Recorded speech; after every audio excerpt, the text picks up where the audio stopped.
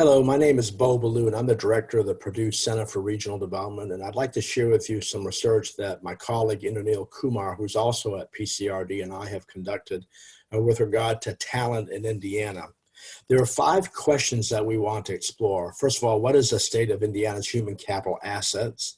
And is the proportion of adults with post-secondary degrees, some college or associate's degree or baccalaureate degree or higher, have they been increasing over time, and are they on par with the national trends?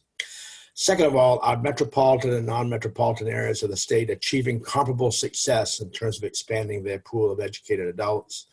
Third, given their educational credentials, what returns are Hoosiers realizing in terms of their employment and earnings? Fourth, there's a lot of interest on STEM, as you know, and knowledge jobs. We want to look at those 2 components, and are they increasing in Indiana? And is it being impacted on both metro and non-metropolitan areas? And fifth, how competitive are our metropolitan and non-metropolitan areas when it comes to the presence and strength of technology and production-oriented occupational clusters? So those are the 5 questions we pose. I'd like to share with you some of our findings. But before I do so, let me just say that when we look at workforce and education, we tend to look at 2 sides of the same coin. One of them, what is the supply of workers and what are their credentials? What's their education? And are there brain gains that we're realizing in the state? So are we getting the supply of people who are coming or in the state who have better educational credentials? But on the other side of the coin is this issue of demand. You can have all the great educated people you want, but you got to make sure you have the kinds of jobs that fit into their educational credentials. So we look at knowledge-based economy as well as the STEM-related jobs. And then we want to look at what are some of the key occupations in the state, and so the demand side for different kinds of people with different credentials. So those are 2 sides of the same coin I want to share with you. Maybe a little bit of technical information if I can. The data we present today are from 1970, in many cases 1970 to 2017. But what we did to make sure that we were comparing the same counties over time, we used this technique called data harmonization. So we took all 92 counties and gave them the metropolitan designation as of 2010. And what we then did is we forced those counties that were metro in 2010 to be metro all the way back to 1970. The same thing for those that are not micropolitan or non-core, what we call non-metro counties.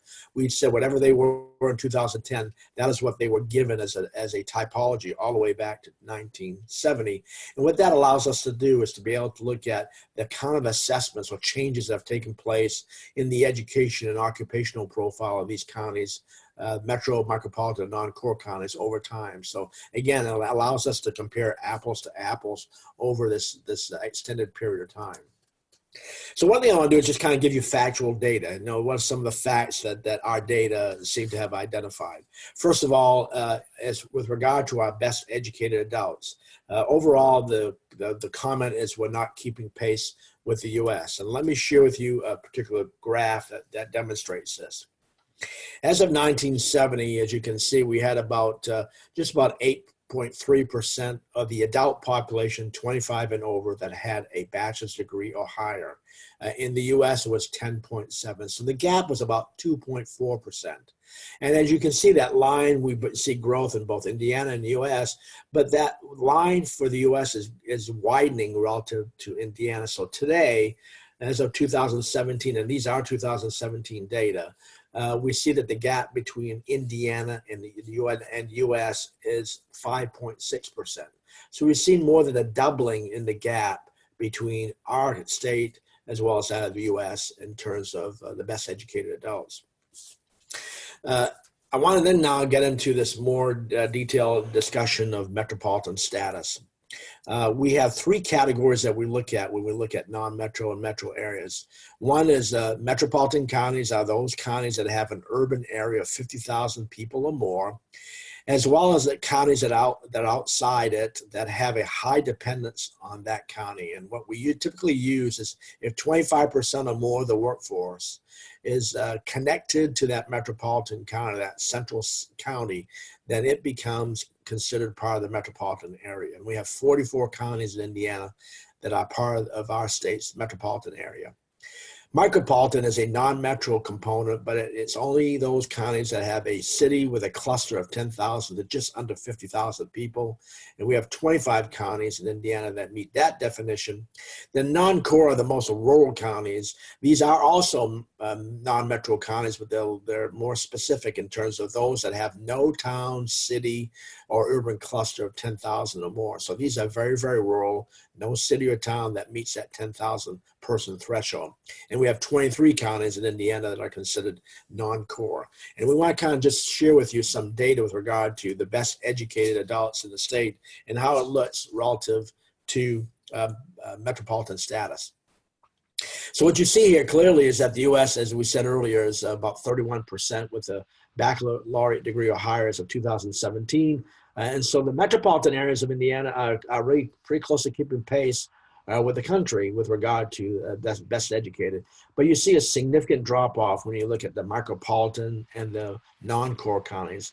The non-core counties, again, the most rural counties, about 14% of the adults have a bachelor's degree or higher, just 14.2%, essentially half of what it is in the metropolitan areas of the state. And of course, this has a lot of implications for the kinds of jobs that you can attract to these non-metropolitan areas, be they non-core or micropolitan. The second fact I want to share with you is that the adults with some college or associate's degree is matching the U.S., but there are reasons for concern, which I'll share with you in a minute. What this particular table or graph shows is how we've done in the country vis-a-vis Indiana, or how Indiana has done relative to the country. And as you can see this, in 1980, there was some clear disparities or differences with regard to how we were matching up in Indiana, being metro, micropolitan, and non-core relative to the U.S. We were behind. Today, we're essentially spot on with regard to how we're doing. Maybe a little bit less in some cases, but we're all hovering around the 28% to 29.4% with a associate's degree or some college in the state relative to the U.S. So it's really all clumping together. So we've done relatively well. But the reason why I say there's a reason for concern is based upon this next slide I'll show you. Again, keep in mind, we're talking about roughly 28 or 29% of adults in Indiana have some college or associate's degree. What we were able to do in 1980, they began, I take it back in 2000, we began to be able to tease out the associate degree holders. You could not do that before. The census just would clump both those with some college and associate's degree together. But in 2000, they began to disaggregate those. And so what this picture tells us is, well, here we are talking about 28 or 29% with some college associate's degree. The reality is that only a fraction of that number is really are people who completed an AA degree. The micropolitan areas and the non-core areas have actually done relatively well, though, relative to Indiana and the country. 9.2% in micro areas that have those with associate's degree. In non-core, it's about 8.8%. Again, higher, but part of this is because these areas are not producing people with baccalaureate degrees or higher, so it's probably logical that they would have maybe more people with associate's degree. But the key point to be made here is that these numbers are really, really small in comparison to the 28 or 29% category or number that I just showed with you earlier. So a lot of people in that clump really don't have AA degrees, but just some college. The third factor is about the brain gains in Indiana when we have somewhat of a mixed record over the last 25 years. And I'm going to show you a table that looks somewhat complicated, but really it's relatively straightforward. Of course, in the first column, I talk about metro, micropolitan, and non-core counties in Indiana. The top one looks at baccalaureate degrees or higher. The one below that looks at those that have some college or associate's degree as of 2017. The first, that column I have highlighted in light green is actually the number of people with those degrees currently in Indiana as of 2017. So metropolitan areas, about 947,000 people in the metropolitan counties of Indiana have a bachelor's degree or higher. If you go down the bottom portion of that table, about 993,000 plus in metro areas have some college or associate's degree. The second column tells us if if we had grown at the same pace as the US in terms of the growth in both baccalaureate degrees or higher, as well as some college or associate's degree, how many people would we have added to our educational groupings had we grown at that same pace? So had we grown at a similar pace, the expectation is that between 1990 and 2017, metro areas of Indiana would have earned or gained almost 488,000 people with a baccalaureate degree or higher. Micropolitan would have seen a gain of about 68,000 and non-core about 25,400 plus. Below that, on the some college, about 353,000 growth in those with in that category in metro areas, about 68,000 in micro, and just over 28,000 in non-core. The third column actually tells us the actual change. Rather than what the estimate would be, this is how much we actually gained in Indiana by metropolitan status. So metro areas actually saw a growth of 491,000 people more with a baccalaureate degree or higher. Again, micro about 51,000, non-core just over 20,000, maybe approaching 21,000. And below that, you see about with some college or associate's degree, a growth of about almost 393,000 in metro, 81,000 plus in micro, and just under 40,000 in non-core. So what this means is that in that last column, it tells us what's the net change. Did we do better then, or did we do less well than the country on these particular educational levels? And what we see is our metropolitan areas of Indiana exceeded the expectation. We actually grew at a higher pace with regard to people with baccalaureate degrees or higher than what would have been the case had we grown at the same pace as the U.S. But micropolitan and non-cores fell short. Almost 17,000 micropolitan areas, about 4,800 in non-core counties. On the bottom is the same thing. We see in all three groupings, we actually did better than what we would have estimated had we grown at the same pace as the U.S. So about almost 40,000 growth, excess, 40,000 net gain relative to the U.S. In the metropolitan areas, about 13,800 in micro, and just over 11,000 in non-core. So again, we see in that category or some college or associate's degree, we actually did better than what would have been estimated had we grown at the same pace as the U.S. The fourth fact I want to talk about is, okay, I've got an education. Will I get returns on that education? Am I going to be able to gain the kind of earnings that my degree would be likely to capture? And I want to look at that and also look at it by the basis of gender. So what we see here is median earnings by educational attainment in 2017 by the level of education adults in Indiana have secured. So as you can see in 2017, those who had a graduate degree or professional degree were making about $65,000 in terms of median earnings. And as you probably know, median earnings that level means 50% of the population with this degree are making more than that, 50% fall below that level. So about 65,000 median earnings as of 2010. But in 2017, it slipped to just over 61,000. Same thing with baccalaureate degrees. You see clearly that the people with higher degrees are doing better in terms of median earnings, but there's been a slippage in terms of what that money has been able to provide them with in terms of cost of living. We've seen some slight loss in terms of the earning power of the money that we're making in our employment. Again, it's a very linear relationship. The lower your education, the much lower you're making in terms of median earnings. Those at the lower level have not seen any appreciable deterioration, but that's because their salaries are so low that it doesn't take a lot to not see the major change in terms of median earnings. But so clearly, the more education you have, the better you are off with regard to median earnings, even though we've seen somewhat of a deterioration in that over the last 7 years. With regard to gender, though, we see some fairly significant disparities. Regardless of what your educational level may be, women in the workforce are not capturing median earnings at the same pace as men. Of course, this has been a big issue, this pay discrepancy, the gap in pay by gender has been significant across the country, and this really plays out in Indiana as well. So for those with the best education, graduate or professional degrees, there's a 28% difference between men and women, disparity with regard to earnings. Bachelor's degrees about almost going over 35%, over 34%, approaching 35%. Those with some college or associate's degrees, a 36% disparity. High school, 38%, and less than high school, 39%.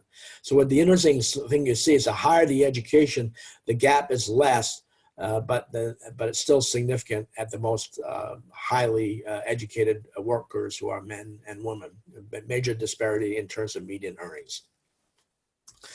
The other thing is that we talk a lot about Indiana or elsewhere across the whole country. We talk about knowledge-based economy, the extent to which we have creative workers, the work that Richard Florida did many years ago on the creative class. We looked at that. And we also looked at STEM, the jobs that many of us in Indiana, people, at least some of the leadership of Indiana, have talked about the importance of growing our STEM-related occupations. So we thought what we would do is kind of share with you what we found out with regard to how well we're doing in both of those categories. The creative occupations in Indiana over 2001 to 2017 are shown in this slide. And as you can see, as of 2001, we had about 525,000 jobs that were associated with the creative occupations. And by the way, we use a typology by the Economic Research Service, and there's a link to that site if you'd like to look at it in more detail. But about 425,000 as of 2001. We saw a major growth and then a dip over the what we call the Great Recession. With these shaded areas are places, times when we had recessions. As you can see, the major deterioration between 2007 and 2009 in terms of STEM, in terms of creative jobs. And then you see this return to growth since 2010. Today we stand at about 639,500 roughly jobs. So we see a very nice healthy growth in what we call creative occupations. But how about STEM? STEM is, as you know, science, technology, engineering, and math. We try to look at how have those grown. And in 2001, we had about 166,000 jobs that were what would be defined as STEM. And by the way, this is based upon research from the Bureau of Labor Statistics. We use their 89 5-digit standard occupational classification groups. That's what we looked at in terms of STEM. It's a very restrictive, but it's one that the National Science Foundation and the Bureau of Labor Statistics have defined as the true entities that are STEM-related jobs.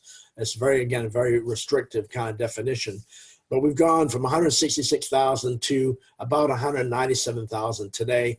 Though, again, you see this dip that took place during the Great Recession, but it's been really well, it's rebounded well since 2009, where we now have, again, about 197,000 jobs that are STEM.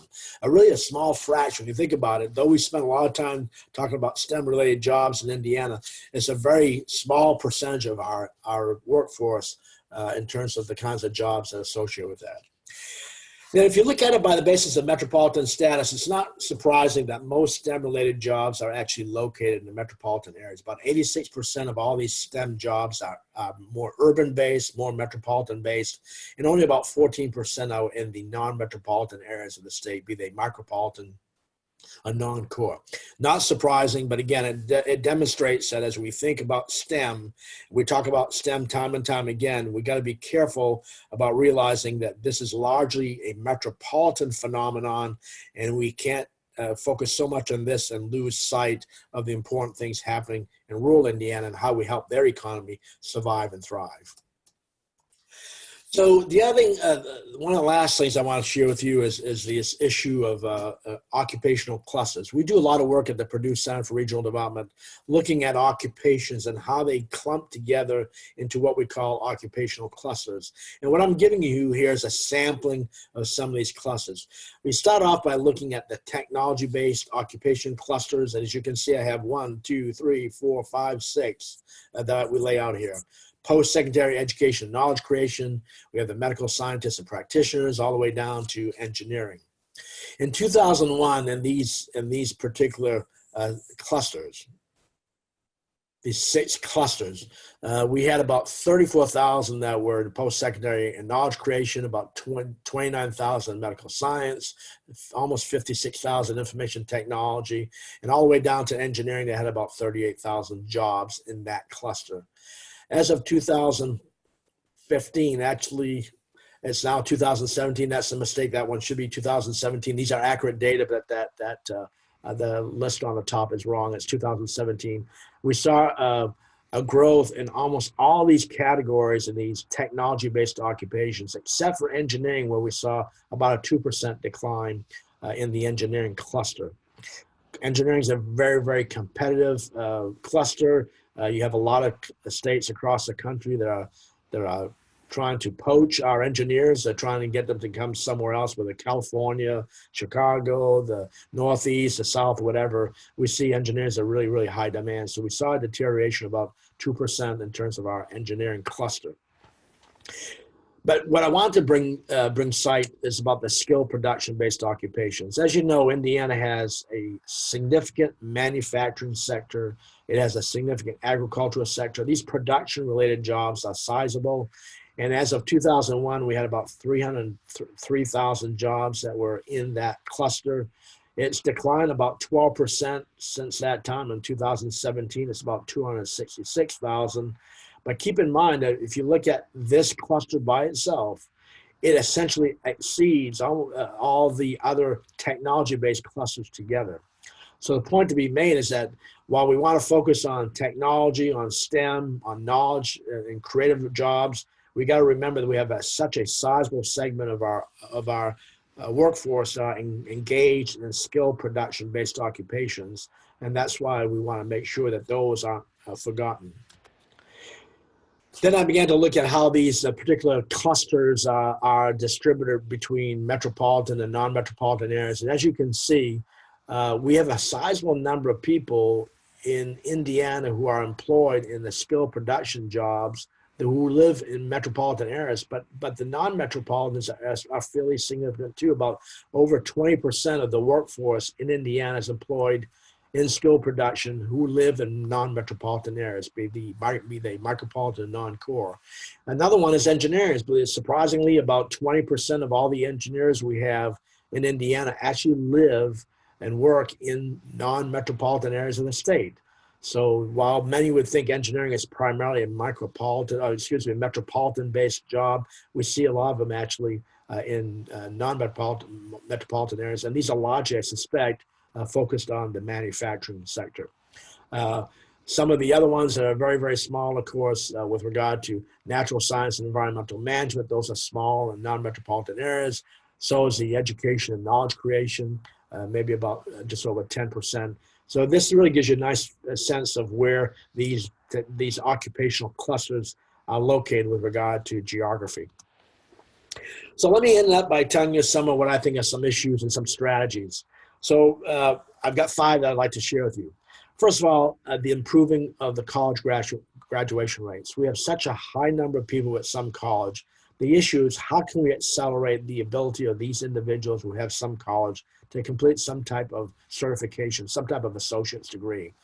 And then how can we make sure that those degrees that we are trying to accelerate, and this would be, of course, a lot of them in non-metropolitan Indiana, how can we make sure that what we're trying to get them to get a degree in is really well connected to the local and regional labor market? What are jobs that are needed? The second thing is this gender gap. You know, we're trying to desperately expand our workforce in Indiana. We have many jobs that are unfilled, and it's going to be really critical that the ability to attract and to retain females will depend on our ability to provide them with comparable compensation for the jobs that they carry out that are comparable to men. So both the knowledge and STEM-related jobs are important to Indiana's economy, and we've got to figure out ways to make sure that females are being paid at a wage comparable to men.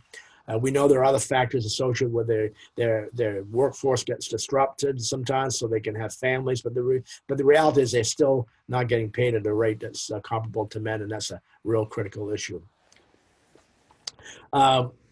The third thing is, remember, in rural Indiana, what we're basically saying here is that it's important to recruit middle skill jobs in rural Indiana. We have people with some advanced degrees in terms of associate or some college. That means middle skill jobs are going to be the ones that are really, really critical with regard to jobs. And so we also got to invest in the rural workforce to reduce the chances that their jobs that they have will be automated. We have some lower skilled jobs, even some middle skilled jobs that are really at risk of being automated. We got to make sure that we think ahead about how can we ensure that there are jobs there that are available for rural workforce in the event that they have a position currently that's at high risk of being automated. The fourth thing is expand broadband. We know the state is focusing quite a lot of attention on broadband. It's going to be really critical for us to be able to provide broadband, particularly to rural areas of the state, so that young people and adults are going to be available to, there'll be jobs, there'll be courses available for them to take that'll help improve their knowledge and skill level. And it's also a critical ingredient to helping attract and retain entrepreneurs and businesses that look at broadband as a vehicle for marketing their products, to expand their online presence. And finally, we have to pursue a balanced economic development investments. While jobs are in STEM is important, and we can't focus all of our energies on that at the risk of forgetting a lot of rural areas of the state where these kinds of jobs are not there, more the production-related jobs are there. So it's important that we focus on that. Again, provide adults and youth with pathways to different job options that have longer-term career ladders. How can we help young people and adults see jobs in the production area as being important jobs, but also have career paths associated with them? And then finally, a lot of kids are making decisions about careers based upon what the parents, the parents' perspective, not abnormal, but parents may not really realize the kinds of job opportunities that exist, not only with STEM and knowledge-based jobs, but also even the production area. How can we look at options beyond our more traditional, college degree, 4-degree, post baccalaureate degrees? Not all the jobs in Indiana require that. A sizable number don't. We have to help parents realize that there's some really great career paths for young people who may want to get much more involved in manufacturing, for example, as opposed to jobs that require a much higher level of education. So those are 5 strategies that I'd like to share with you. The report that we have that this study has been based on has been published. What I gave you today, though, are much more updated data. This is a report that we published in 2018. It's available on our website at the Purdue Center for Regional Development. Feel free to access it and download it, recognizing, though, that the data we have in this PowerPoint is updated information that's contained in that report. And with that, I want to say thank you for letting me share some of this information with you. And for those of you who know the Purdue Center for Regional Development, feel free to reach out to us if you have any questions about this particular report or the presentation I just made. Thank you, and have a great day.